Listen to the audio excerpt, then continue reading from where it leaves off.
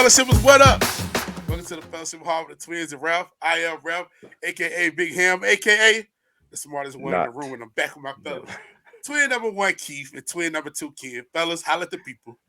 What's up, fellowship? It's your boy Ken, aka the odd man out. I don't know why the moderator rolling his eyes, but nevertheless, AKA Party Pooper. Okay, we doing something. This is a new nickname for me, Double P. All right, you gonna introduce yourself, moderator? Or we gonna go ahead and start this stuff? Double P in the building. What's up, fellas? This is your boy, the moderator, Keith. You know me, I know you. Let's go ahead and kick it off. You know what we're doing today? We are doing Power Book 3, Raising Kanan, Season 2, Episode 4. Let's dive in. And before we dive in officially, Big Ham, because I never talk first, but before we dive in officially, let me ask Ken the moral compass a question. Last week, you said unique is not a factor, so unique will not be on my list. I want to ask you this week, is unique a factor? Do we pod the whole show in one episode, or do we pod specific episodes? Well, we pod today, so unique is a thorn in the side of the family, and this week he got a little bit more evident as being that thorn.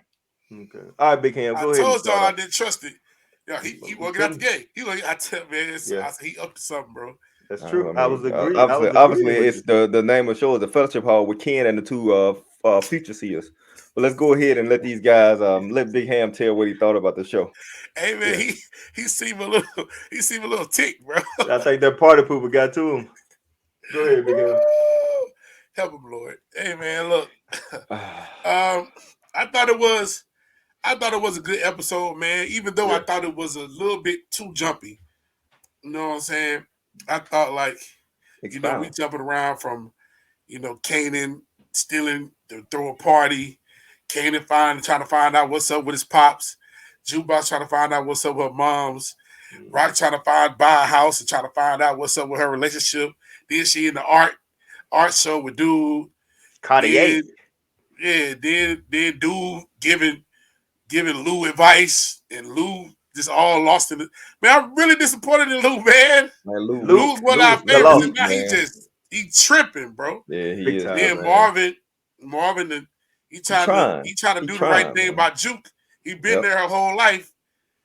And let's dissect that real quick, Big Ham. I know we usually go through the show, but I think at some points is more powerful for us to discuss a certain topic. So in this topic about Marvin and Juke, which you brought up, which I appreciate, do you feel that Juke is in the wrong for holding this grudge so long? Now, clearly Marvin was super wrong, been out of pocket the whole show, and probably will continue to be out of pocket. However, there is some effort he has been showing piece by piece. Even when he talked to Lulu last week saying, he messed up. Do you feel like that Juke is being a little too harsh with him now? Man, I don't know, man. I think so, but I ain't never been punched in the face by my daddy. Yeah, true. You know what I'm saying? I ain't never been choked out by my dad. So did he punch in the face? He just choked out, right? No, he was fighting. They were fighting. Yeah.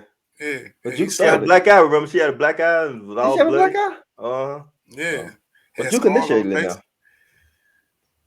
Well, Marvin initiated when he destroyed tape and stuff, man. He spushed all her stuff and tore her room up. Yeah. Now she did fire on him, which most of us ain't never did to our parents, but she was wrong too. Both was wrong too. She was wrong too. And that's why I think it should be some grace. It should be some grace invited to Marvin.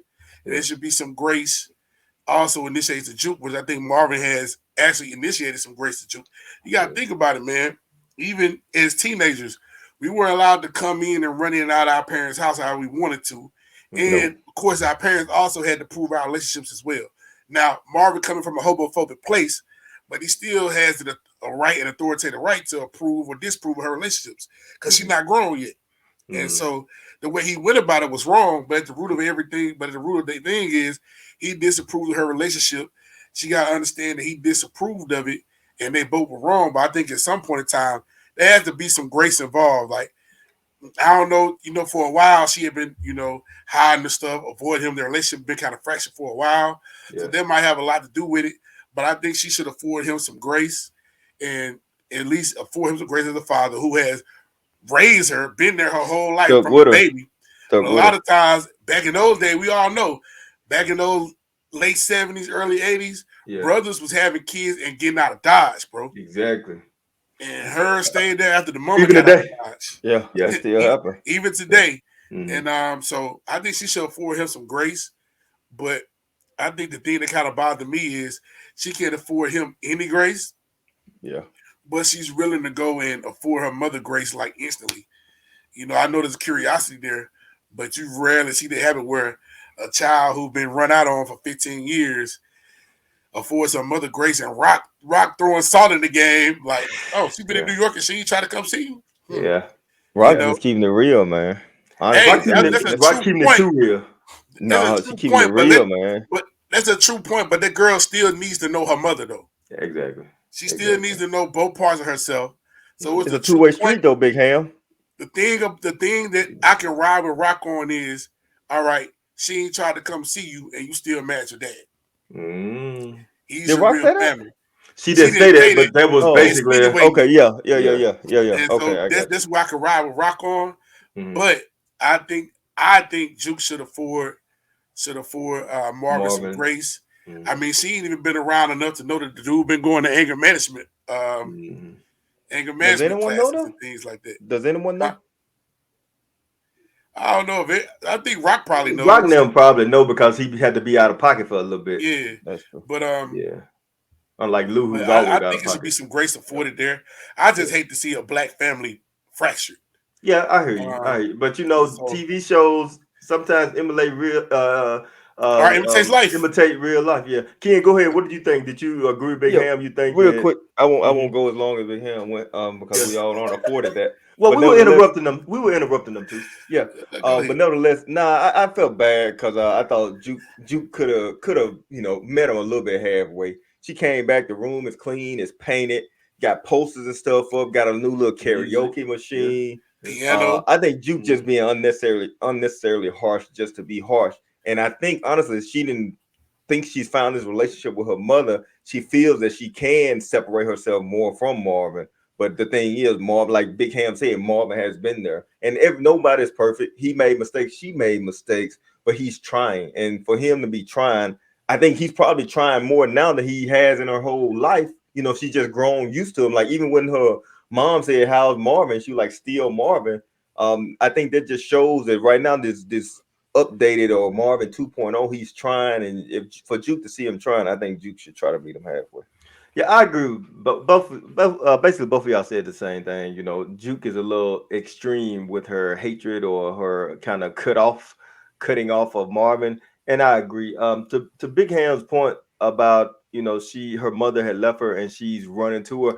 I think that her mother coming into the picture at this time, or at least her finding out about it, is the reason why that she's so eager to go to her is because she feel like that Marvin is completely gone now, and her mother came into the picture right at the point where Marvin had kind of destroyed her. So she needs somebody to build her up. She needs to feel home with somebody, and it can't be Rock necessarily all the time. She needs that kind of family or that parent relationship. And I think because Marvin did what he did to her, and then her finding her mother, that easily pushed her. It's like when like when you get cheated on, right? And your best friend or whoever is there comforting you, it's easy for you to say this person is my new foundation because they are there when you're in a low point. And I think that's what happened with Juke. She's in a low point, and her mom coming seems like a bright light for her.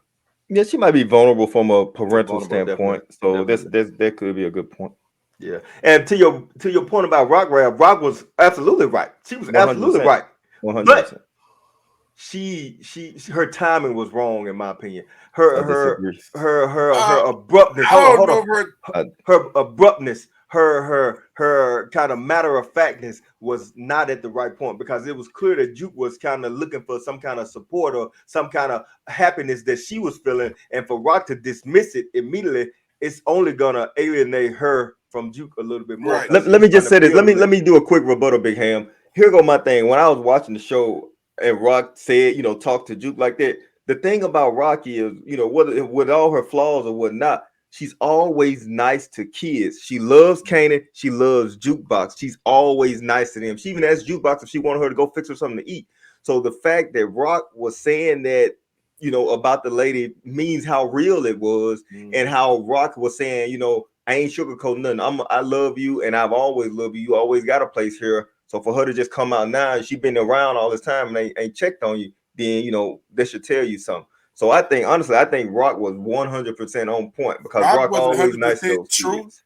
but Rock has a parallel situation going on. I was gonna say, And that's the thing. I feel like it was Do as I said, selfishness not in as I Rock. do. It was selfishness Yeah, in Rock it to was do that. she got a parallel situation going on because Kanan trying to find out about himself, and she don't want Kanan to find out about himself, and she carried that same energy over to Jukebox. Yeah. All right, That Big might be a Ham. good point. Anything else about the recap for you? I like the unique story staying around. You know, like because we need the antagonist. We need the antagonist. We don't know how good of an antagonist the mob in Jersey gonna be yet.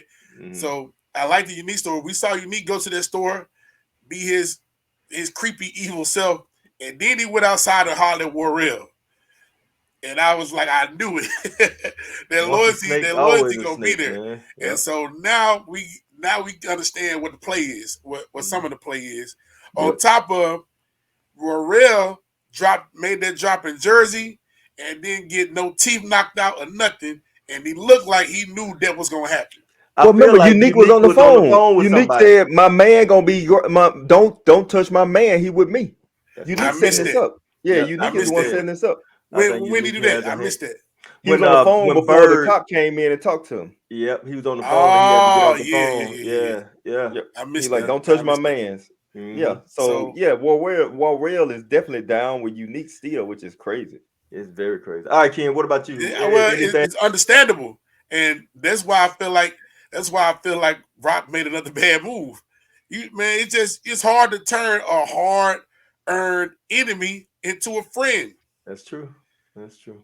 Unless Even if Unique he was a mouth to completely out the feed. picture. Yeah. Unless Unique was completely out the picture, it's different. Yeah. He's still in the picture, which is hard to turn him. Yeah. Okay. Ken, what about you? Anything else that Big Ham didn't cover? I know we've been interrupting. It wasn't just Big Ham's segment. We've been interrupting them. So go ahead, Ken. Anything else for you? Yeah, honestly, man, the one thing that bothered me, I know for our fans out there, when we talk about force with Tommy, one of the things that I had on my Gots to Go list during maybe the first episode was Tommy's hardness. And I got to pull it into Raising Kanan because the way Rock went up to those Italian cats and then just saying, "No, I ain't gonna pay you," threw their stuff on the floor. It's three of them, and those Italian dudes running like 8-10 deep. And Man, she just so calm and so in control, and she just know for a fact she can't be killed like that. To me, that was an overstep and a hole in the writing, man. I mean, obviously, you don't want to be weak and always back down, but you don't necessarily need to be unnecessarily harsh when you outnumbered. And they were completely outnumbered. And then the mob got police ties. They could have knocked them down in broad day with no problem. Exactly, man. Anything could have happened, but all I know is they were in an unknown environment. They were outnumbered, and she still want to talk hard like can't nobody put a cap in her. And that bothered me a little bit. The one thing that we have to remember, it is the 90s. And etiquette was a little bit different in the 90s than they were in the 2010s and 2020s. Right now, you'll get shot quick with something like that. Back in the 90s, True. It was a little different. But we also got to remember that, like you just said, this was in the early 90s. So Rock probably wouldn't have typically been the leader in the early 90s like this show is portraying her as. But that means that she had to be super hard to get to that level at the same time. Just think about all the times that Rock and Unique been they've been one-on-one enemies, and the amount of times they have met face to face. Yeah, they had these little and never killed each other. Powwows. Yeah, they had those little powwows where they parlay and they talk with no chance of evil and stuff like that. So that's cool. And then another thing that's kind of getting to me, and I know stuff gets to me easy. Big Ham will say party pooper, whatever. But I don't. All right.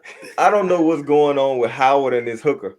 it is not adding anything to the show for me. You know, they It's like a having new these side in-depth story. talks on pillow talk, and where he can't perform in this episode, but he's still talking, and then she giving him advice, and he disrespect her and stuff like that. So I don't know, man. That's not He doing don't have anything any for me family, either. man. He don't have anybody. Yeah, he got to have somebody to talk to. He not talking to Bird or Burke or whatever her name is. So yeah, but I don't care to hear they talk. Yeah, I get you, Ken. It what does it add to the show? I guess we have to wait and see. Right now, it's like But she getting gave him him to think a something little actually added deeper. to the show. That's what I'm saying. It's getting him to think a little bit deeper and stuff like that. So I guess we'll see how it plays out. I understand your point.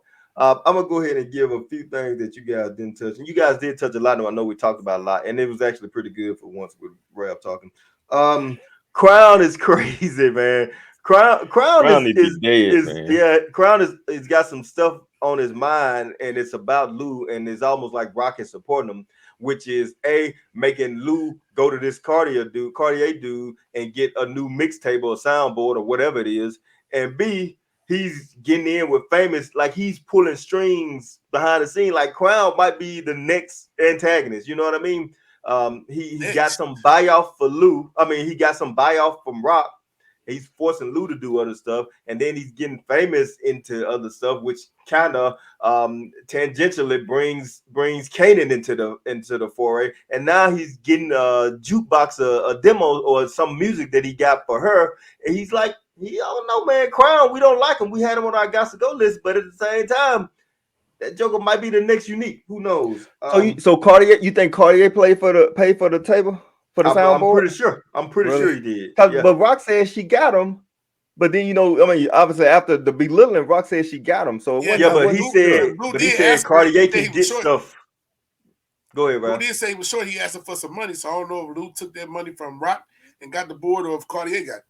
Because you're right, Ken. I think Cartier got it because he was like a useful person in the streets is always going to be useful or necessary or something like that. And I think he was the one that got the board for him. Maybe. I was under the impression he did too, but then I just thought about Lou did ask Rock for the extra money. He did ask Rock for, and maybe Lou bought the board from Cartier, but still somehow I feel like he was involved. I think Juke is also influencing Kanan, which we've always known this. But when Juke told Kanan that she saw something in her mother's eyes that felt like home or felt familiar or whatever she said, I feel like that's what drove Kanan to go see Howard, because he probably saw the same thing in Howard. Maybe. Those eyes and that familiarity, which I thought was good writing. Like last week we said we didn't care so much about the at least I said I didn't care so much about the Juke and her mom story. It's probably going to be good writing, but as far as a power fan or excitement point, it didn't excite me just yet. But at the same time, it's feeling like it's pushing Kanan a little bit to distrust Rock, or not necessarily distrust her, but find out for himself if everything she's saying is the truth. And then they're making Rock follow Kanan. I thought that was really good writing. I wanted it to happen. The way she kind of matter-of-factly just let him go and said, "Be careful," and then she went to the door to watch. I was like, I knew she was following him. And then she followed him. And lastly, Ken, I thought you were gonna bring this up, but I'll bring it up. The famous party with when Kanan met the new girl and her mom was kind of like seemingly feeling Kanan, and Kanan was obviously feeling her. Something's probably gonna happen with that storyline. I didn't know if the Moral Compass had any kind of take on that. It'll be revisited. Something's gonna happen with that storyline, and you're gonna see. I'll say it because I'm the one to be on social media.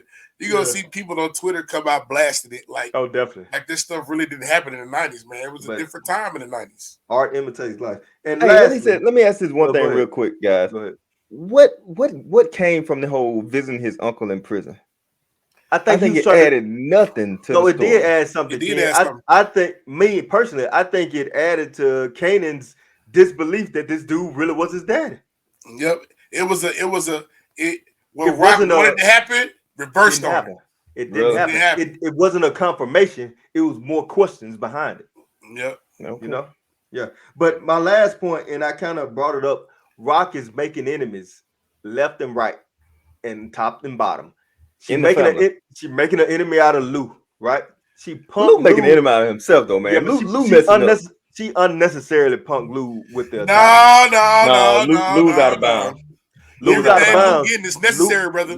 Lou was out of bounds to a degree. He was trying to protect them. True. Right? We just said Rock was too Man, you hard. can't But she overtalk the punked leader, him in bro. private. She didn't punk him in front of the Italians.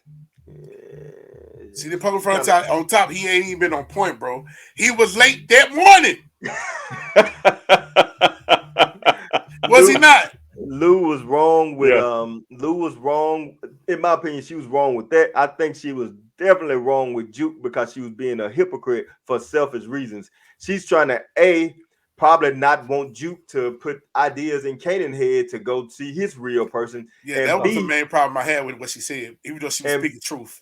And B, I think she kind of crushed Jukebox a little bit, where Jukebox was Team Rock for sure. And I think that thing might create a little rift, especially when she starts finding out more. One thing about Jukebox, man, she understands the world. Bro.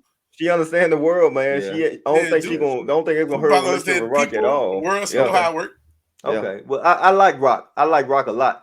But I feel I don't like her as much as you do, but I like Rock a lot. I'll repeat, and Big Ham, you can hold your comments. I like Rock a lot, and I want her to be successful, but at the same time, I want her to stop all the drama that she's doing that taking her eyes off the prize. Rock is the drama, man. You want to stop the drama, you got to get rid of Rock. What's dude name that was on your list last season? Her boyfriend. Symphony. I can't remember his name. Symphony. I was thinking Finesse or something like that. Symphony. It's close enough. Symphony shouldn't even been in the episode, man. Because he came in the episode to say he was gone.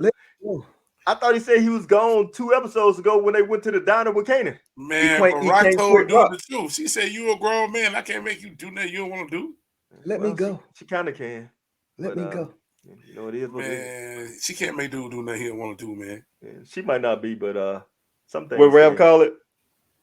Never mind. Okay. Never mind. Yeah, let's get back into the hall. Let's get back into the hall. Yeah. All right, fellowshippers, make sure you let us know what you thought about our review. We went a little long today because I think it had a few things that made us talk a little bit more, so I can appreciate that.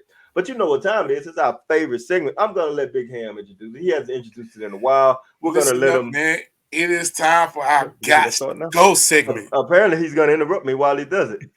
Man, look, let's get to the getting and let's get to the gone. It's time for our Got to Go segment. This is where we introduce 3 characters from the show who are causing problems for our criminal protagonists. Okay. These are people that got to go in order to make the way clear. You understand what I'm saying? And when we say got to go, this is the drug game. This is murder, kill, rob, steal. These people got to go in chitty payback style. They got to get brutally offed. That's what we mean when we say got to go.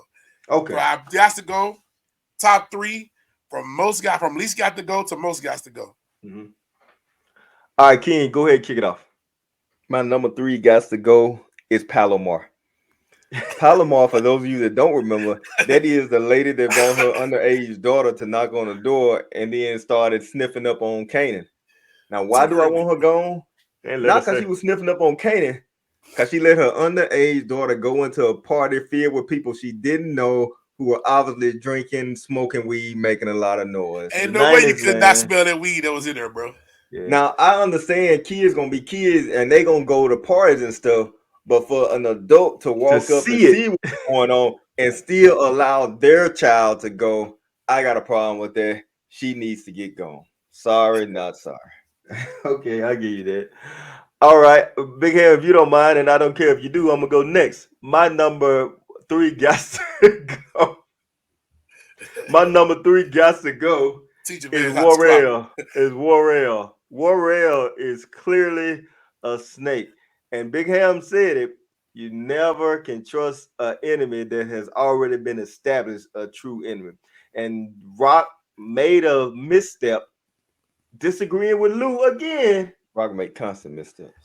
And bringing Warrell into the foray. Now Warrell is playing it smart though, right? He's letting Marvin know about the money missing, and he's making it known that he had nothing to do with it. And he's also, slipping up with saying, well, Neat did it like this. It's unique in your pocket. Now, see, Marvin was cool in that scene, but anyway, Warrell is trash. We always had a reason to doubt him, and this episode just clearly showed that we should have had a reason to doubt him because it's clear he's still working behind the scenes with Unique. Even with the Italians, like Ken said, Unique was on the phone talking to him, and then when Warrior got out of the bus, he kind of gave a smirk or something, smirk. or clean his clothes and walk away. Yeah. Warrell is not to be trusted. Should have never been trusted. Warrell is the number 3 got to go for me. Big Ham, what about you? My number 3 got to go, and I'm going with a theme here.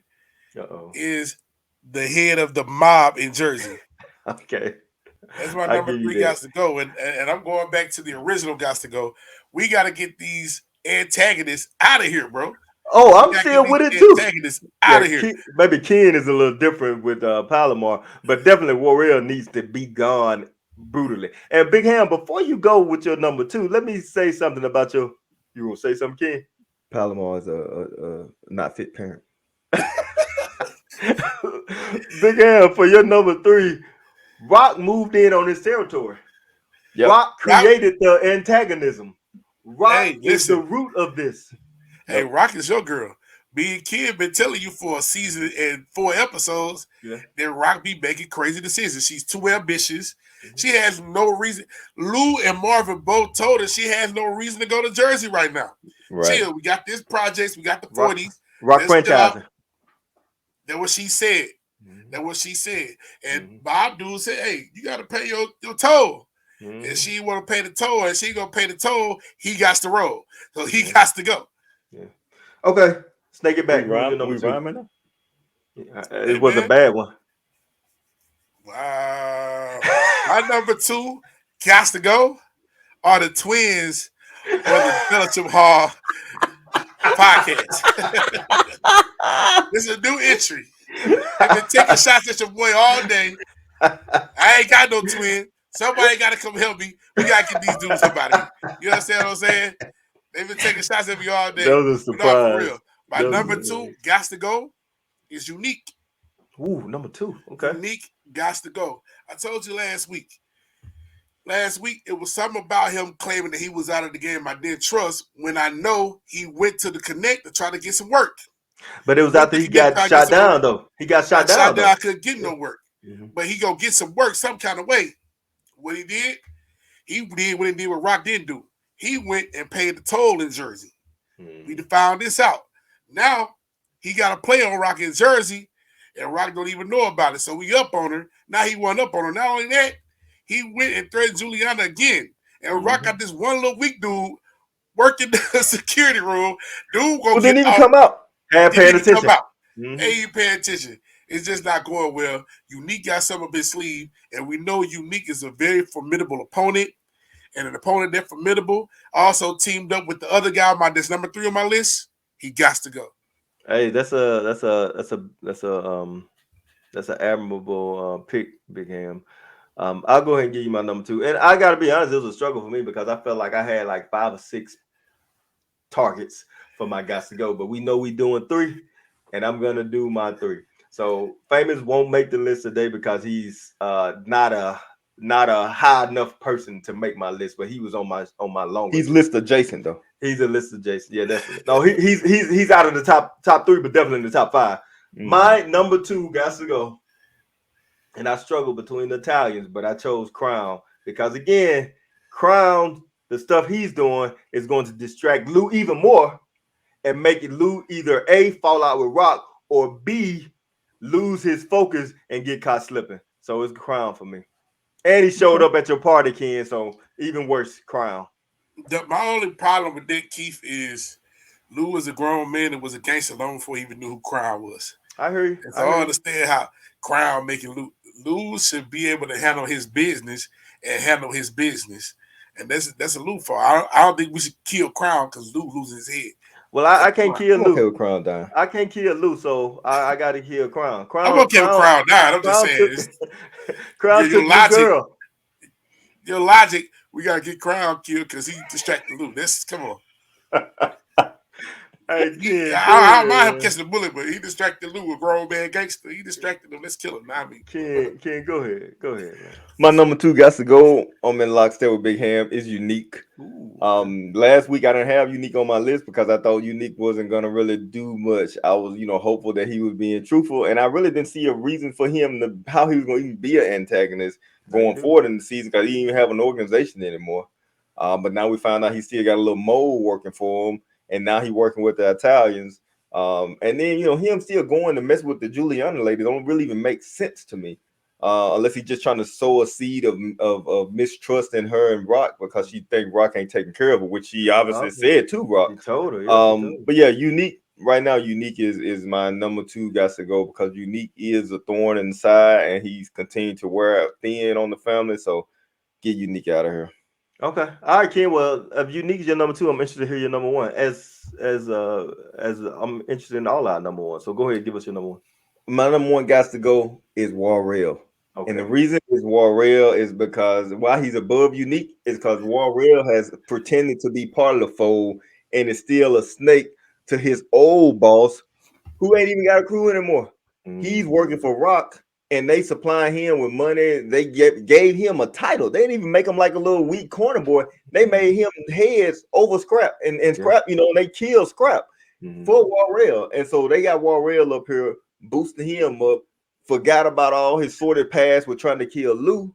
Side note, Ken, Scrap should have been dead last season anyway. So they just righted it wrong. Because of the way they made it look. They did that Glenn from The Walking Dead. Yeah. Okay, I give you that. Scrap, but Warrell ain't really on the list because Scrap did. Warrell's on the list because he's a snake in the grass. He can't be trusted, and he needs to get gone quick. And so Warrell is my number 1 got to go for this week's episode. That's a good one, Ken. I would agree if I didn't have him already as my number 3, I think. But my number 1 got to go is the same as my number 1 from last week, and that's our boy Unique. And I'll give you a reason because Unique is pulling the wool over Rock's eyes. Rock immediately sniffed out Unique earlier, and then Unique said he was done. Rock felt like she had beat him, probably a little bit arrogant, like, I done knocked this guy down. So he's so insignificant, we can let him breathe, and he ain't gonna do nothing to us. And what is Unique doing? Picking the foundation apart, brick by brick. But check this out. Rock Nim sent Scrap to infiltrate Unique's organization, and he got found out. Rock brought in Warrell into her own organization, and now he's doing the same thing that Scrap did to them. So Rock is not on my list. That's a great point. It's hard for me to put Rock on my list. I don't think I will put her on my list. Although she's in my top 6. She's in my top 6, but it's hard. But it's Unique. Top 4. It's Unique. Unique is actually playing chess with Rock, and Rock over here playing, I don't know, quarters in a sock and swinging them. Unique is still my number 1 because he's messing with Rock big time in their whole organization. So Big Ham, go ahead and give us your number 1. My number 1 got to go is Warrell. I'm locked up with Ken. Okay. It's Warrell because Warrell is the mole. He the one that's in there doing the thing, and he's the one that got to get extracted first. You always got to take care of that mole in order to break down everything else. So Warrell got to go. Warrell had a choice. He could did the right thing, but now he's in the organization. He's put himself out there. And so he put himself out there. He's still trying to work within the spot. He's within close contact. We got to excommunicate him viciously. Excommunicate him viciously, get him about it. My number 1 got to go is the mole, Warrell. I'm disappointed in the 3 of us. You know why? Because in last season, we all complained about how Lou got the drop on Warrell while he was in the trailer, as Big Ham called it out, and he didn't kill him with an automatic machine gun. And for him to escape that death so unrealistically, we should have knew they had more planned for him. That's a good point. That's a good point. It is true. All right, fellow shippers. Hope you enjoyed our Gots to Go. It's our favorite segment. We need you to let us know who your Gots to Go are in the comments, and we'll communicate back with you. All right, I guess that's it. I think we went a little long today because this was a meaty episode. We had a lot to talk about, but they kind of pulls back into what Big Ham said. They're going in a lot of different directions, so we had a lot of different material to discuss. So Big Ham, go ahead and close us out. Man, we would like to thank y'all for coming into the Fellowship Hall with the Twins and Rap. Hope y'all continue to roll with us as we go through the season of Raising Kanan. Continue to lock step with us on Facebook at the Fellowship Hall. Like, subscribe, and follow us here. Oh, also hit that notification bell here on YouTube at the Fellowship Hall. Follow me on social media, Raphael Hammond on Facebook, Hamdog22 on Twitter and Instagram. And until we see y'all next week, be blessed, fellowshippers. Be blessed.